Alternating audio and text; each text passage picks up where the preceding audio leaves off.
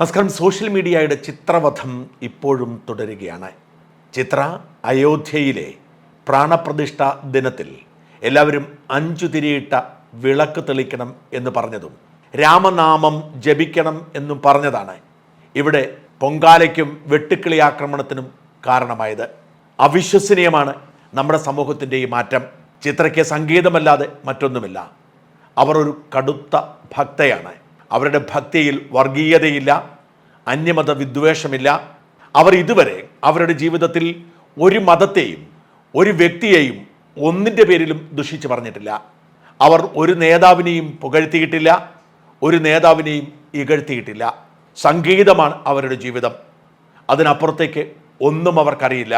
അവരുടെ ഭക്തിയുടെ ഭാഗമായി അവർ 5 തിരിയിട്ട വിളക്ക് കത്തിക്കണം എന്ന് പറഞ്ഞപ്പോൾ അവർ ദേശവിരുദ്ധയായി, വർഗീയവാദിയായി, രാജ്യദ്രോഹിയായി ഇപ്പോഴും നിലയ്ക്കാതെ അവരുടെ മേൽ പൊങ്കാല തുടരുന്നു.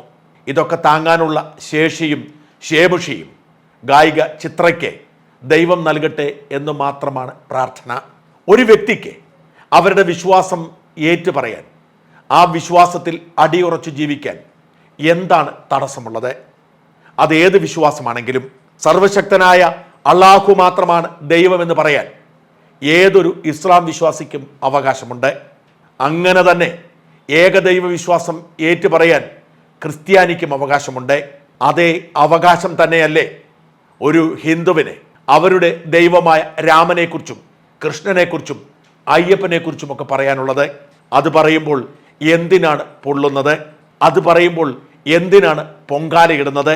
ഉടനടി മറുപടി വരും, അത്രയ്ക്കങ്ങ് നിഷ്കളങ്കതയൊന്നും വേണ്ട, അതൊരു പള്ളിയായിരുന്നു, ആ പള്ളി അനധികൃതമായി പൊളിച്ചാണ് അവിടെ ക്ഷേത്രം പണിതിരിക്കുന്നത് എന്ന്. അതെ, അത് പള്ളിയായിരുന്നു, ദീർഘകാലം പള്ളിയായിരുന്നു. എന്നാൽ ഏതാണ്ട് 1 നൂറ്റാണ്ടോളം അത് പള്ളിയായിരുന്നില്ല, തർക്കമന്ദിരമായിരുന്നു. ബ്രിട്ടീഷുകാരുടെ കാലം മുതൽ അത് തർക്കമന്ദിരമായിരുന്നു. അതിനൊക്കെ മുമ്പ് അത് പള്ളിയായിരുന്നതിനേക്കാൾ കൂടുതൽ കാലം അവിടെ ഒരു ക്ഷേത്രമുണ്ടായിരുന്നു. ക്ഷേത്രം തകർത്താണ് പള്ളി പണിതത്. പള്ളിയാണ് തർക്കമന്ദിരമായത്. അത് തകർത്താണ് ഇപ്പോൾ അവിടെ ക്ഷേത്രം പണിയുന്നത്. തകർത്തത് ഒരു ക്രിമിനൽ കുറ്റമാണ്. ആ ക്രിമിനൽ കുറ്റം ചെയ്തവർ ശിക്ഷിക്കപ്പെടുക തന്നെ വേണം. അത് തന്നെയാണ് സുപ്രീം കോടതിയുടെയും അഭിപ്രായം. അവിടെ നീതി വൈകുന്നുണ്ടെങ്കിൽ അതിന് ഉത്തരവാദിത്തമായവർ ഉത്തരം പറയട്ടെ. എന്നാൽ സുപ്രീം കോടതിയുടെ അനുമതിയോടെ, അന്തിമ തീർപ്പോടെ അവിടെ ക്ഷേത്രം പണിയുമ്പോൾ ആ ക്ഷേത്രത്തിൽ പോയി തൊഴാനുള്ള അവകാശം, ആ ക്ഷേത്രത്തിൻ്റെ പ്രാണപ്രതിഷ്ഠയിൽ ആനന്ദിക്കാനുള്ള അവകാശം ഏതൊരു വിശ്വാസിക്കുമുണ്ട്. ആ വിശ്വാസം തെറ്റാണ് എന്ന് പറയുന്നത് മതേതരവാദികളല്ല, വർഗീയവാദികളാണ്. ഇവിടെയാണ് ചിത്രയെ പിന്തുണയ്ക്കേണ്ട ബാധ്യത നമുക്കുള്ളത്. അയോധ്യയിൽ തിരിതെളിക്കണമെന്ന് പറഞ്ഞതിന് പേരിൽ ചിത്ര പൊങ്കാലയ്ക്ക് അർഹയാണെങ്കിൽ, മോദിക്കൊപ്പം വേദി പങ്കിട്ടതിന് പേരിൽ ശോഭന സംഖ്യയും പൊങ്കാലയിടേണ്ട ആളുമാണെങ്കിൽ എന്തുകൊണ്ട് മമ്മൂട്ടിയെ ഇപ്പോൾ പൊങ്കാലയിടുന്നില്ല? ഒരു കൊടും സംഖ്യയായ, അതും ഇവിടുത്തെ പുരോഗമനവാദികളുടെ ബദ്ധശത്രുവായ സുരേഷ് ഗോപിയുടെ മകളുടെ വിവാഹത്തിൽ പുരോഗമനവാദിയായ മമ്മൂട്ടി പങ്കെടുക്കുന്നത് ഉചിതമാണോ? മമ്മൂട്ടി ആ വിവാഹത്തിൽ പങ്കെടുത്തു എന്നതുകൊണ്ട് തന്നെ മമ്മൂട്ടിയെ സംഖ്യ എന്ന് വിളിക്കണ്ടേ? പോട്ടെ, ആ വിവാഹത്തിൽ പങ്കെടുത്ത മമ്മൂട്ടി എന്തിനാണ് മോദിക്ക് കൈ കൊടുക്കാനും മോദിയെ സ്വീകരിക്കാനും നിന്നുകൊടുത്തത്? മോദി വന്നപ്പോൾ എന്തുകൊണ്ടാണ് കൈ തട്ടാതിരുന്നത്? മോദി വച്ചു നീട്ടിയ അക്ഷതം ഏറ്റുവാങ്ങി എന്തുകൊണ്ടാണ് പോക്കറ്റിലിട്ടത്?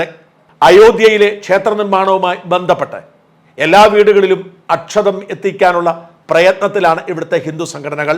മറുനാടിൻ്റെ ഓഫീസിലെത്തി ഹിന്ദു നേതാക്കൾ എനിക്ക് നേരിട്ട് കൈമാറിയിരുന്നു അക്ഷതം. ഞാൻ അതേക്കുറിച്ച് എൻ്റെ ഫേസ്ബുക്കിൽ ഒരു പോസ്റ്റ് ഇട്ടപ്പോൾ, ഇതോടെ നിന്റെ തനിനിറം പുറത്തായടാ, നീ ഇനി നിഷ്പക്ഷത ചമയരുതടാ എന്നൊക്കെ ചിലർ പോസ്റ്റ് ഇട്ട് കണ്ടു. അങ്ങനെയെങ്കിൽ അക്ഷതം കൈപ്പറ്റിയ മമ്മൂക്ക, അത് പോക്കറ്റിലിട്ട മമ്മൂക്ക സംഖ്യയല്ലേ? മമ്മൂട്ടിക്കുള്ള ഈ ഉയർന്ന മതേതര ബോധം എന്തുകൊണ്ടാണ് ഇവിടുത്തെ കമ്മ്യൂണിസ്റ്റുകാർക്കില്ലാത്തത്? സുഡാപ്പികൾ വായിൽ തോന്നുന്നത് വിളിച്ചു പറഞ്ഞാൽ മനസ്സിലാക്കാം. ആത്യന്തികമായി അവരുടെ വിശ്വാസവും അവരുടെ സ്വപ്നവും മാത്രമാണ് ശരിയെന്ന് കരുതുന്നവർ അങ്ങനെ പറയട്ടെ. എന്നാൽ മതങ്ങൾക്ക് അതീതമായി ചിന്തിക്കാൻ കഴിയുന്ന, മനുഷ്യത്വത്തെക്കുറിച്ച് പറഞ്ഞുകൊണ്ടിരിക്കുന്ന കമ്മ്യൂണിസ്റ്റുകാർ എന്തുകൊണ്ടാണ് ഇങ്ങനെ ഓരിയിടുന്നത്? മമ്മൂക്കയുടെ ഉയർന്ന മതേതര ബോധം എന്തുകൊണ്ട് കമ്മ്യൂണിസ്റ്റുകാർക്ക് ഇല്ലാതെ പോയി? അഞ്ജു പാർവതി പ്രബീഷ് ഇന്നലെ രാത്രി എഴുതിയ ഒരു ഫേസ്ബുക്ക് കുറിപ്പുണ്ട്. മമ്മൂട്ടി ഇന്ന് ചടങ്ങിൽ പങ്കെടുത്ത് അക്ഷതം കൈപ്പറ്റുന്നതിന് മുൻപെഴുതിയ കുറിപ്പാണ്. നാളെ ഗുരുവായൂർ വെച്ച് നടക്കുന്ന ശ്രീ സുരേഷ് ഗോപിയുടെ മകളുടെ വിവാഹത്തിന് പങ്കെടുക്കുവാനെത്തിയ മലയാളത്തിന് അഭിമാന താരങ്ങളായ മമ്മൂക്കയും ലാലേട്ടനും ഗുരുവായൂർ ഗോകുലം പാർക്കിൽ. ഇനി കുറച്ച് ചോദ്യങ്ങൾ. നാളെ ഇന്ത്യൻ പ്രധാനമന്ത്രി മോദിജി പങ്കെടുക്കുന്ന അതേ വിവാഹത്തിന് പങ്കെടുക്കുന്ന ശ്രീ മമ്മൂക്കയ്ക്കെതിരെ തിട്ടൂരമിറക്കുവാൻ ഇടതുപക്ഷ പ്രമുഖർക്ക് ധൈര്യമുണ്ടോ? നടി ശോഭനയ്ക്കെതിരെ കോലാഹല നാടകങ്ങൾ നടത്തിയ പുരോഗമനവാദികൾ ശ്രീ മമ്മൂക്കയ്ക്കെതിരെയും തിരിയുമോ? ഇടത് നരേഷനനുസരിച്ച് 12 പെൺകുട്ടികളുടെ വിവാഹം മുടക്കി നടത്തുന്ന ഈ കല്യാണത്തിന് മമ്മൂക്ക വന്നത് നെറികേടല്ലേ എന്ന് ചോദിക്കാൻ പോരാളി ഷാജിമാർക്ക് നാവ് പൊന്തുമോ?